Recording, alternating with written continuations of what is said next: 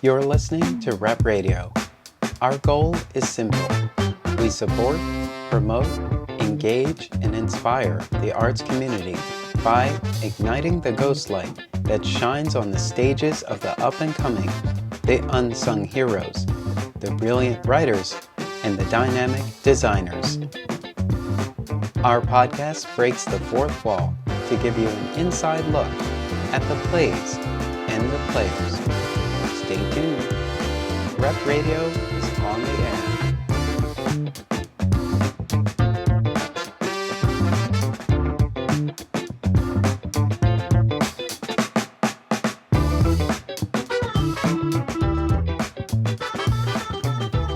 Today on the podcast, Theater Philadelphia's Executive Director, LaNeshe Miller-White, talks about the 2022 Philly Theater Week, featuring 85 events across the region. Here is my interview with Theater Philadelphia's Executive Director, LaNeshe Miller-White.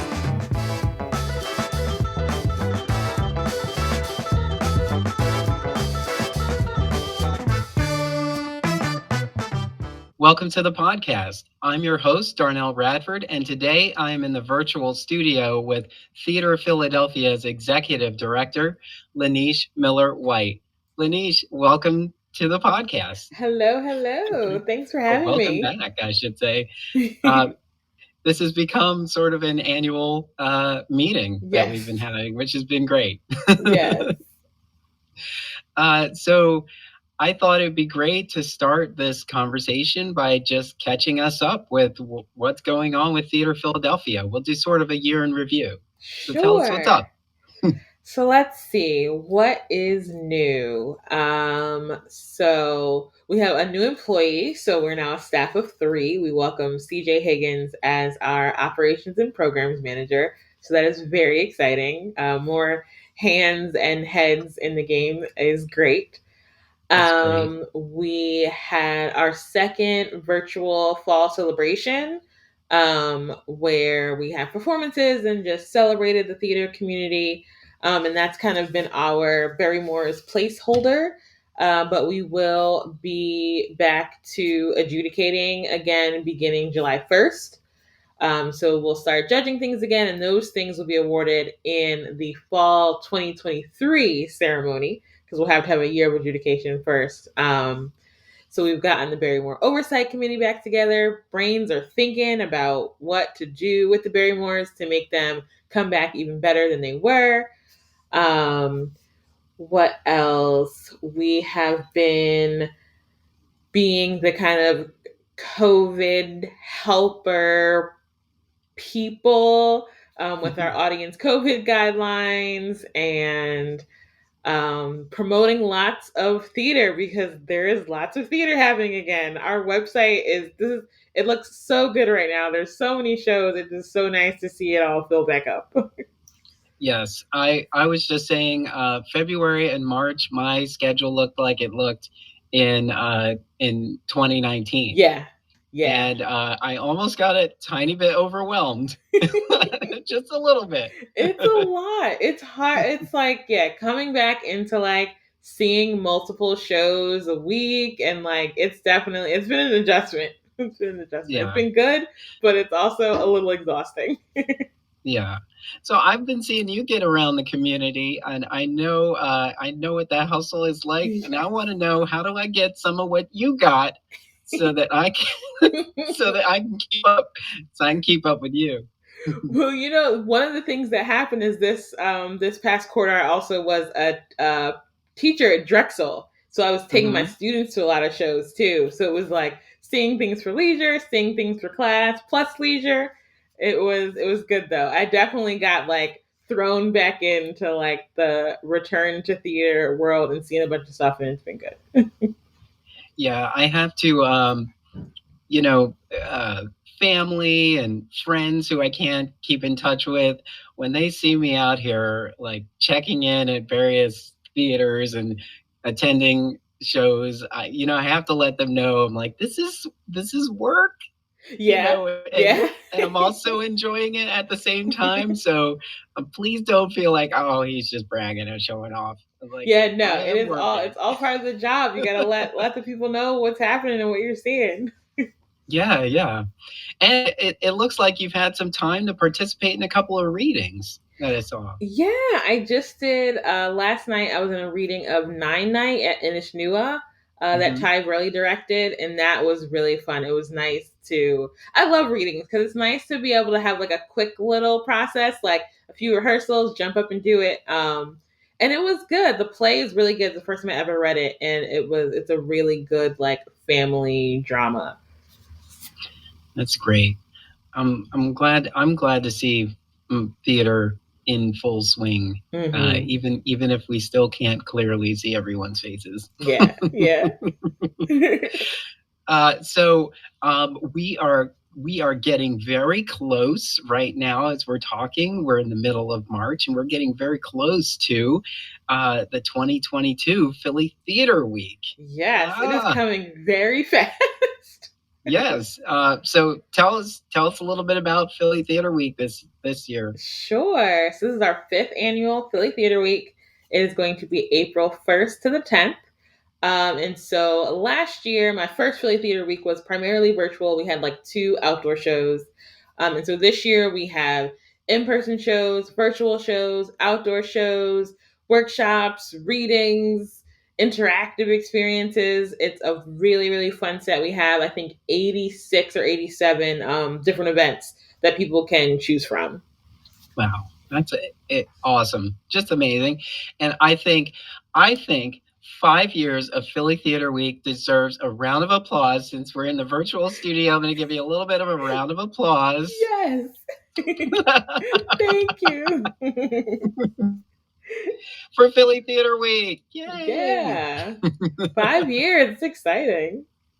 Yeah, and was it any more, or was it any more complicated, or what was the process like, sort of putting this together this year? Was it any different? Did it flow pretty much the same way? Were I think people it went excited, reluctant?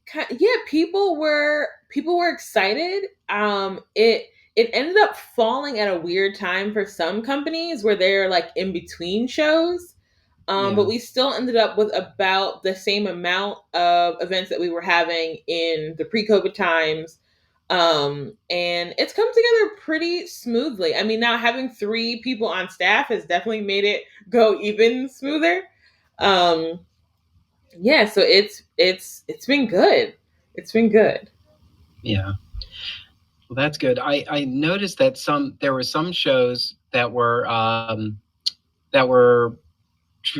maybe they were going to end a little before it, and they extended their run so that they could be a part of Philly Theater Week, which I thought was really cool. Yeah, some people like added some shows or added like like component to a show they have coming up. We also have special pre-sale opportunities for the first time where there are Mm. shows later in the spring that you can buy now through Theater Week at the Theater Week prices. So that's all of them are either free 15 or $30. So you can lock in that price for a show later in the spring. So that's also a new thing we have this year. Oh, that's fun. Cool. And so what has it been like, um, you know, traveling through the community?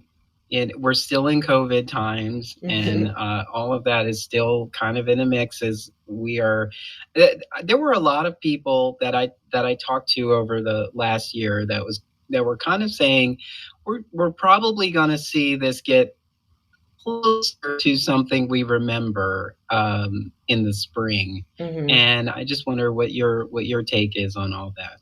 Yeah, I think we definitely are. Like this is the most close to normal like theater going experience I've had since everything happened. So even though it's still, people are still masked and every time I go out, it's like, oh my goodness, I haven't seen you in years. It's like I'm still seeing people for the first time in every instance. But it is so much more normal than it has been in a long time. Yeah. Yeah. Now I know it's your job to be out in the community and engaging with people, but do you ever get the kind of the thought that since you're in a mask and since you have to be kind of guarded that you see somebody and you're like, I don't know, should I let them know that I know them, that I see them?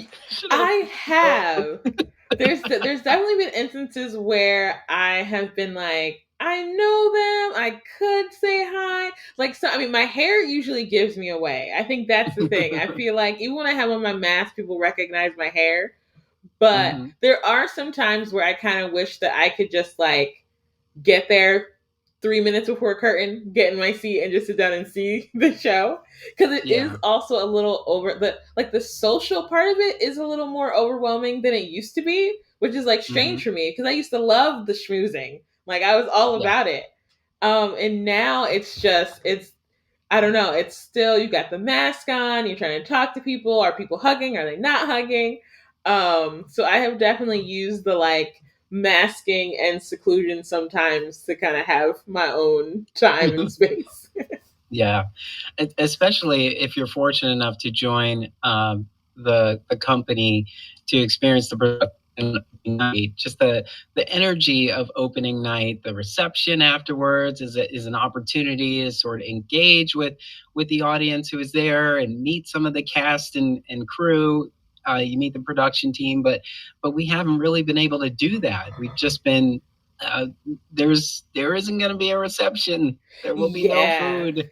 There I will think be. folks are just starting, like on the kind of theater admin threads, people are like, okay, are we starting to have receptions again? Or what are people doing? So, like, little by little, I've seen that, like, I think Quintessence for their next opening, they're going to have an actual reception, which is the first one I've seen Mark since your calendars, everything. folks. Get out to Yeah, Quintessence. Quintessence is having a real live opening and reception in the lobby like the old days. Yeah, it's so true. The opening night like experience and feeling is that has not come back yet. And probably now that Philly has loosened the like the restrictions for food and drink and things like that, it probably will come back slowly, but it is a whole different thing. It's kind of like it's opening, but there's not really schmoozing time. Some theaters are holding strict to the for equity actors, like the rule that they're technically not supposed to Yeah. be around the audience. Hmm. So it's like you really got like hanging out the stage door. You got to wait like a while. Yeah. And I know that some people may not completely understand that Philadelphia is kind of unique in this whole thing, whereas we're not following the state per se. Like this, Hmm. the state has guidelines, and then the city has guidelines, and then Yes. inside the city, particularly here and then New York and other major places, the theater community itself has its own set of guidelines, and it's like, well, thank you, Philadelphia. We will continue Yes. doing what we're doing over here. And Basically. yeah, and Basically, everyone was like, okay, masks are not required. Cool, but masks are still required in the theater. yeah, yeah. And how does the community get together in terms of organizations? How does that conversation stay consistent throughout all of the companies? So there's like a couple little cohorts of meetings that meet like regularly once a month or twice a month. And then when we did our initial kind of joint community guidelines for masking and vaccines, I just basically sent an email to all of the companies that we could think of. So anyone who'd been in the Barrymores, anyone who'd been in Theater Week, anyone who'd done advertising with us, and was like, hey, do you want to join this thing? Um, After seeing, because I think we followed Chicago, and then New York also did something similar with the like Hmm. the Theater Philadelphia equivalents in places like Chicago. Um, yeah, so a lot of like discussions in the smaller groups and a lot of email reach out to be like, hey, what are we doing? Let's do it together. Yeah, there have been some things that have been kind of clever that sort of tied us all together. Like for instance, in the Bindle app, you can set up with your organization to have a kind of a quick pass Yeah. so that you can, this is me, this is my ID and my vaccination certification, so I can just go on through. Yeah, it's like just your face and a check mark, but Bindle is sunsetting at the end of May. What? I know. So I just Oh. talked to them last week. And I guess it's not the same in other places, like in our sector, Mm-hmm. where we are still very much masking and checking vaccines in Philly Yeah. theater. But Yeah. it seems that their clients are all over the country, Mm-hmm. and the with everyone's kind of individual releasing of the guidelines, I guess the platform is like not sustaining itself anymore. Oh, wow. Hmm. Well, that's interesting. We'll have to figure out how to What we're make gonna this get? seem. I know there's other apps floating around in there. I guess we'll figure one of those might hop in there for us. Um, so here we are in spring, right? It's been 3 months. What have you experienced so far from the theater community that has stuck with you? Yes, let's see. Choir Boy at Philadelphia Theater Company was Hmm. great. It was Yep. such a well put together and choreographed show. Jeffrey did an amazing job on that. That was Yep. great. Um, TJ Listeners loves. can go back and hear that chat with Jeffrey Oh Page. yeah, did you talk? And he's. I'm sure that was a great chat because he is awesome to talk to. Yes, it So was. Yes, it was. Very that's much. awesome. Yes, go back and listen to that one because anytime listening to him talk is amazing. So let's park there for a minute because I remember I was sitting in the theater and I hadn't read anything.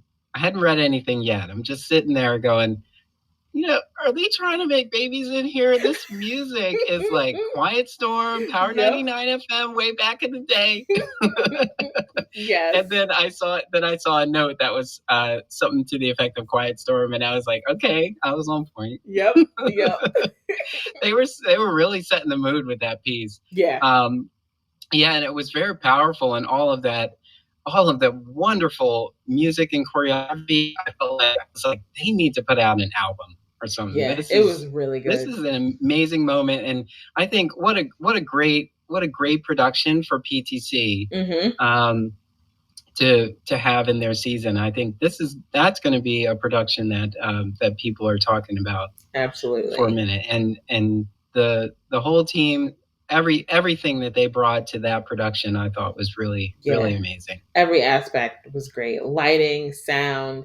If we were having Barrymore's next year, I think they would have a good I chance. know. It's like, you know what? There'll be some calls. Hey, remember when we did I Choir Boy? We want to see if we can know.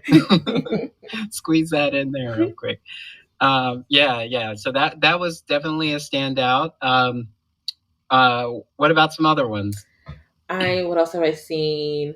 TJ loves Sally Forever Hmm. at Theater Horizon. Really, really good. I mean, James's writing is always great. It was fun. It was like I don't know if it was just the night I went, but I don't think so because I've seen someone else write about this of Mm, just like the audience reaction and the vibe in the theater was just yes. like so Hmm. communal. Like people weren't just quiet, like people were talking back to the actors and Hmm. like really getting into it. And it Hmm. does have that like interactive feel. Like they're definitely addressing the audience in a number of times. And like the audience was giving that energy back to them. And it was a fun like experience to be in. And then the show was just so good. So Yeah, good. it was like saying, "This isn't theater. This is the cookout." Yes. And welcome to the cookout. Yes. Welcome to the cookout. Yeah, there was so many moments of that you know, yeah, I was just sitting there saying like, yes, we need to. And there were signs in the lobby that was basically saying like, this isn't going to feel like the traditional theater that you may be used to, Mm, and you're welcome to respond and make a joyful noise. I yeah. feel like this season has been about that. It's like bring your whole self to the theater, and with PTC and Theater Horizon, definitely those were moments walking out with a smile on my face, walking Yeah. out feeling seen, feeling like really feeling really joyful at those experiences. Yeah, I just saw TJ Love Sally Forever over the weekend. Really enjoyed that. We had the opportunity to have to sit at the talkback for that too, and that was really great. Yeah. Nice. All right. So what else? Let's What keep else have I seen? So one that was surprising, not really surprising. So the last show that I took my students to was Carroll County Fix. Mm-hmm. And it was like end of semester. I knew I was going to have, like, I've known all semesters that I was going to have to see it. So I didn't really like read anything about it or look it up because I was like, I'm going to see it no matter what. So I'm just going to go and see it. And so I Yeah. really had no basis on what the show was going to be about or anything. And it was really, really good. I think the story was unique. I don't think Mm-hmm. I have seen a theater show about rural living specifically or about queer rural living specifically. It took place in a world that I don't think I've seen on stage before. Yeah. And then they used the stage in such a really like good way. Like they created a real world in like the size of the stage that you have in the Drake.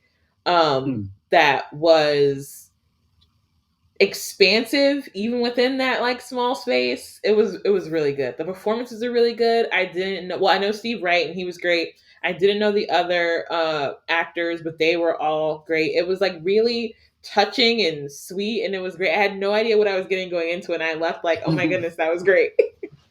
That's great, and that was a world premiere as well. Yes. Yep. Yeah. So I mean, that has to be inspiring too. The fact that even through this, we are still putting out world premieres. Yeah. There are still Yeah. productions that you have to see and see them first here in Philadelphia. Yep. Yeah, definitely good. It is good to know that we have not slowed down. We haven't slowed down a bit at all, and it No. honestly hasn't felt like it. Even when there was more virtual productions, we were still very consistent. Yeah. Um, even though we were trying to figure out, our self-care regimens, like the things that we needed. I'll admit, I definitely was feeling a little, you know, I was definitely getting comfortable with not having to go anywhere. Yeah. I mean, it came with its pluses for sure. Yes, yes. But I'm looking for. I'm so happy to be out and about too, and moving around in the community, and it just didn't feel, everything didn't feel, it didn't feel as home as it always felt when we were walking in and out of theaters like every other night. Yeah. So I definitely missed that, and I was definitely glad to have been returning to more spaces. Yeah. Definitely. Yeah. It's good. It's good to be back. I'm excited for the folks who are still doing streaming options just Hmm. for like partially the convenience sake, especially in the Yeah. times where I feel like there were a couple weeks in this past couple of months where like everyone's shows were on the same days, all at the same time. And I'm like, how can I do this? And then things made for specifically for virtual watching too. Like Yeah. I saw last one I'll mention that I saw recently Snowy Day from the Arden, which I Hmm. think was initially supposed to be in person, and then that was like around when Omicron came, and so they did it as a full like virtual experience. And Hmm. I think the virtual version was better than an in-person version could have been. It the all of the camera trickery and things that they were doing. Like I watched it with my daughter because it's like a kid show. I watched it and with my husband. My husband was like, "That was great," and he's not even like a theater person. And he was like, "That was great." Like it was a. Yeah. So I think we have so like we've opened up to all the things that we can do. We Hmm. can do stuff on the stage. We can do stuff on the screen. We can do a combination of both. It's great. Yeah. I'm so glad that people really leaned in too, because we definitely felt like we're just gonna ride this out, and then we tapped into those creative minds to really bring those experiences to life virtually, and that was really good. Yeah. So we're getting close. As we get close to Philly Theater Week, we're getting close to the kickoff celebration, which is Yes. on March 30th. So tell us a little bit about that. Yes. So this will be Theater Philadelphia's first in-person event since Yay! 2020. And it'll be my first in-person event as the executive director of Theater Philadelphia. I'm really, really excited. It's going to be on the rooftop garden of the Kimmel Center. We're going to have performances from participants in Theater Week. So we'll have Chris Davis doing a snippet of Drunk Lion. We'll have the cast of The Ongoing Plight of the Ferryman, which is a Brainchild Stageworks production, doing a number. The Hummingbirds is going to do a few numbers.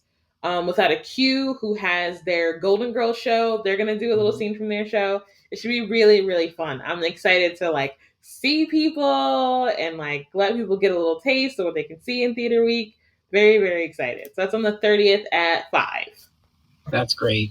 Have you noticed more of the smaller theaters sort of rising up in the past year or so? I feel like yes. And I think what happened, I think about this often. I think what happened is that the larger theaters who admittedly had more to lose throughout all of this, many of them kind of hunkered down and were just kind of trying to wait it out. They were kind of in their shelter trying to wait to get back to the regular times. Whereas the smaller companies, like those of us with smaller companies who are always doing things with basically no budget and have a more flexible operation, we're just doing a bunch of stuff because it was we can experiment with stuff. We can put things out throughout this time. And I think because of that, the visibility of many of the small companies grew because they were doing things in a time where there was some void from the larger companies. So definitely. Yeah. It's definitely been great because I felt like at one point, we were boasting that we had 100 and over 100 actively working theater organizations, and then it sort of dropped down to 50. It felt like it was where did everyone go? Yeah. And it was but we had a lot of companies who they focus on one production that they might put up in the Fringe, or they'll do one show and then they'll take a step back. And there was just a lot of adjusting, and it just sort of felt like, where's everybody? Yeah, it's great to see everyone back. So what do you think the state of Philadelphia theater is today? I'd say it's coming back. I think we are in an interesting place where most folks are either they're back or they're planning on coming back soon. Now that we're kind of in a warmer weather, it seems numbers are trending down, all of that. And then, of course, with the resurgence of more producing, now we're getting some kind of feet to the fire for all of the conversations that we had over the pandemic about, DEI issues and, how workplaces are handled and all the things that everyone was kind of talking about in the Gulf where people weren't producing. Shows are happening again. So either people are back and doing a good job, or people are back and they forgot all of the things they learned in those DEI workshops over the pandemic. So it's really interesting. It's really interesting to see how folks are coming out, what decisions they're making for their show choices, for their producing choices, and what folks are doing. Yeah, I have not known our community to have short-term memories. So I hope that our community will continue to keep our organizations honest and keep them accountable, because we didn't have all those conversations to just to hear ourselves talk. Correct. Yeah. I think people are being held, even if they don't want to be held accountable, they're at least going to be reminded that they should be being held accountable. Yes, yeah. So I hope everyone does good. It's not that our organizations were not doing good before. It's this that sometimes when you're in that vehicle and the vehicle is riding down the road, it's already moving, and you make up every kind of excuse that you can't slow down and really focus on what the asks are right now. And I get it. Sometimes when you're a large organization, you're planning so far in advance, and Yeah.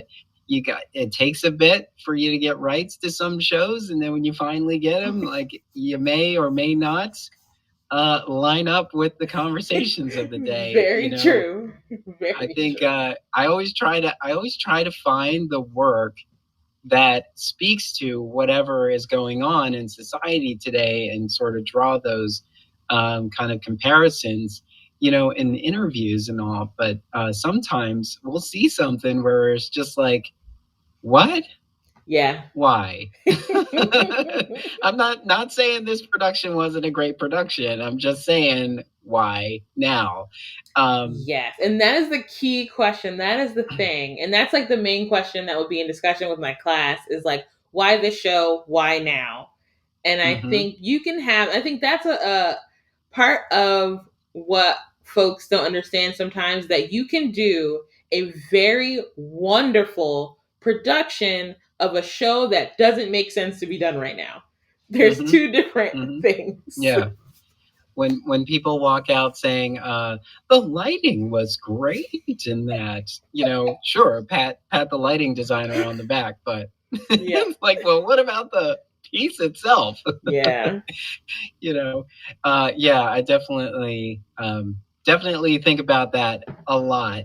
And it on the one hand, it sort of helps me decide what I should see now, and what I should just be aware of, that is going out there. I won't name names. I won't put people out there. But if I'm in the theater, I think there was some urgency in the piece.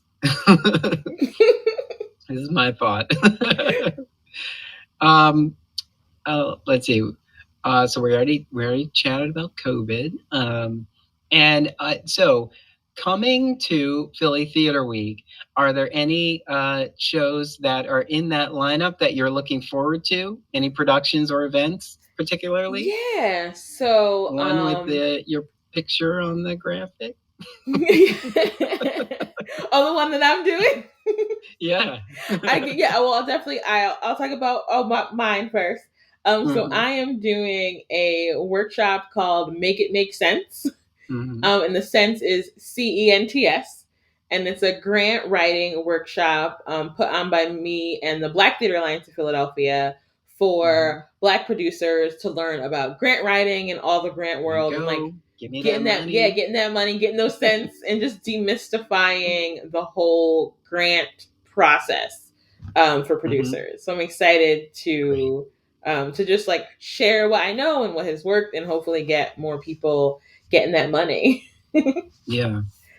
That's um, great, because sometimes we move so quickly, and we're just thinking, I don't know, we'll put an ask out, we'll put a donation link, and kind of leave it. yeah, and I it's just there is money out there, and I want to Mhm. help more Black producers and artists get into that money. Like there's just Yeah, no reason why not. Like there's just no reason why not. Yeah. yeah. I hope you have a large space for that, No, it's because on some Zoom. people. So we have like the Oh, premium okay, great, account. We great. can get as many people in there as whatever the Zoom premium account can hold. That's how many people can come in. Yeah, So yeah. I gotta spotlight that one. It's called Make It Make Sense. yes. CENTS. It's grant writing seminar and networking for Black producers. Yes. It's on April 4th, and it's on the website under Philly Theater Week. So you definitely want to have that one on your radar. Absolutely. Yeah. Absolutely. Yeah, Um not to overshadow that one over everything else. But anything else you're looking forward to? yeah, so one cool thing is Danny B Productions has a show called Brilliant the Musical. And so in Theater Week 2020, which was in February, so that was like right before the shutdown, in that year Theater Week, she did a reading of the musical during Theater Week. And then in this Theater Week, she has an actual production together to present. Okay. So I'm excited to see that one, just of like the trajectory of Theater Week support from reading to production, which is like what it's all about. It's like being able to use Theater Week as a time to experiment and show works in progress and things like that. And then seeing that one come to fruition is that's really exciting.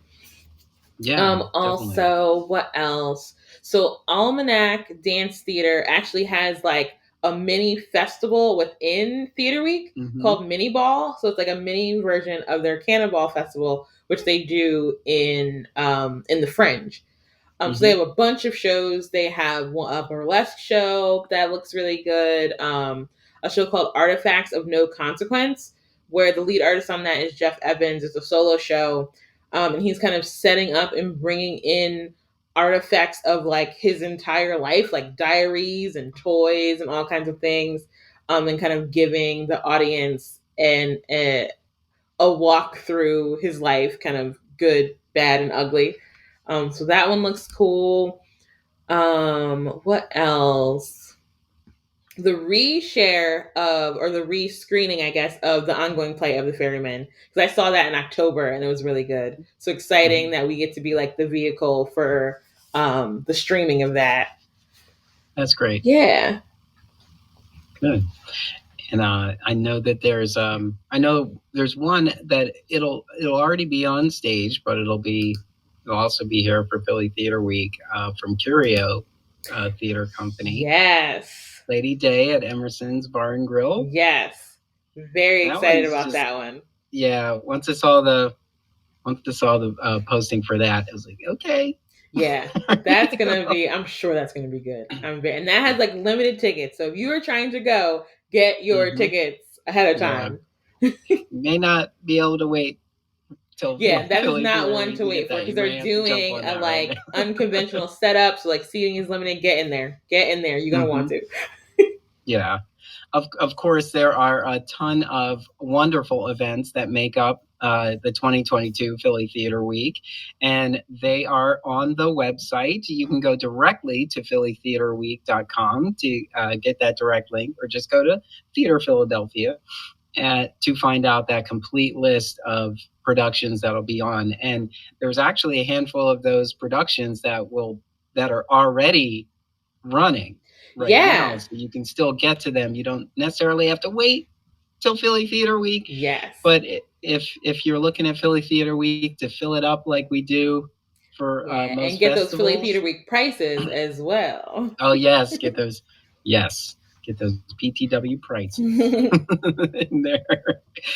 Well, LaNeshe, it is always a pleasure to talk to you. It is. Yes. I'm so glad that we have this annual sort of check-in to learn about the exciting things at Theater Philadelphia, and congratulations on 5 years of Philly Theater Week. Yes. I'm so excited that it's still going. I was trying to make some plans to figure out when this date was coming up.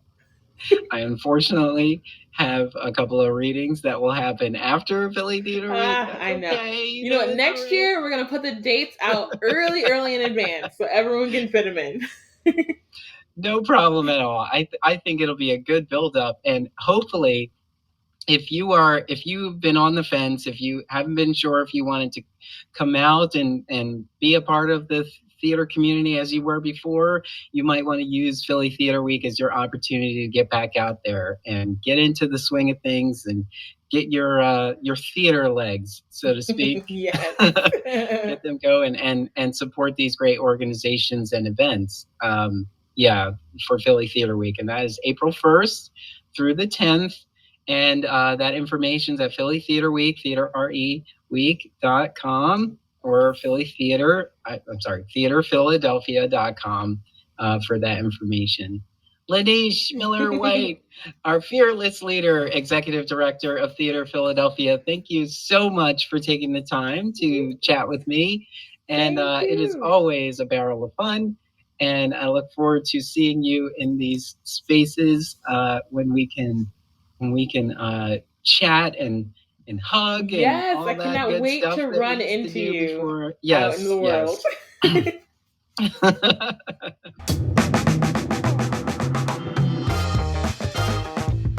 Rep Radio is an Emory production. You can find Rep Radio on social media at Rep Radio on Facebook, at Rep_radio on Instagram and Twitter.